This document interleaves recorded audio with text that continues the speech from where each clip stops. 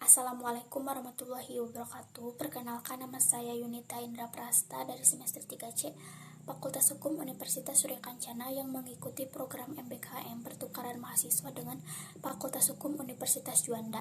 Di sini saya akan mereview materi mata kuliah Hukum Tata Negara pada pertemuan ketiga dengan dosen pengampu Bapak Dr. Haji Ahmad Jaka Santos, SH, LLM. Nah, pada pertemuan ketiga, Bapak tidak masuk, tidak ada link Zoom, tetapi ada tugas di LMS. Nah, tugasnya yaitu membuat PPT, meresume dari bab 1, bab 2, dan bab 3 dari e-book yang sudah disediakan di LMS, dan e-book itu berjudul Hukum Tata Negara Indonesia dari Dr. Tunjung Herning Sitabuana, SHCN, M.Hum. Nah, pada bab pertama tentang pendahuluan meliputi pengertian hukum tata negara, hubungan hukum tata negara dengan cabang ilmu pengetahuan lainnya, materi muatan atau objek yang dipelajari hukum tata negara Indonesia, metode pendekatan ilmu hukum tata negara. Nah, kapan hukum tata negara Indonesia mulai ada?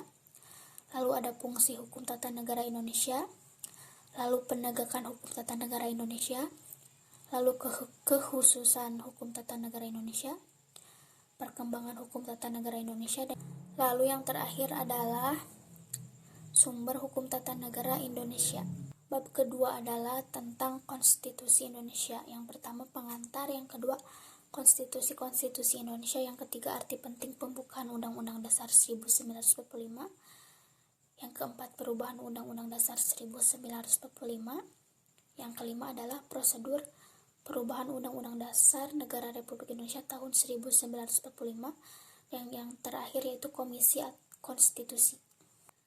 Bab 3 tentang sejarah perundang-undangan Indonesia memuat tentang jenis peraturan perundang-undangan Indonesia menurut UUD 1945 yang disahkan pada 18 Agustus 1945, lalu sumber tertib hukum dan tata urutan peraturan perundang-undangan Indonesia menurut ketetapan MPR RI, lalu ada sumber hukum tata urutan peraturan perundang-undangan Indonesia menurut ketetapan MPR RI, lalu ada jenis hierarki peraturan perundang-undangan Indonesia menurut undang-undang, lalu ada jenis dan hierarki peraturan perundang-undangan Indonesia menurut Undang-Undang Nomor 12 Tahun 2011 sebagaimana telah diubah dengan Undang-Undang Nomor 15 Tahun 2019.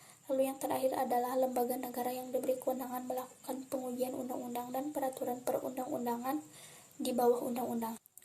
Sekian review materi yang dapat saya sampaikan, kurang dan lebihnya mohon dimaafkan. Wassalamualaikum warahmatullahi wabarakatuh.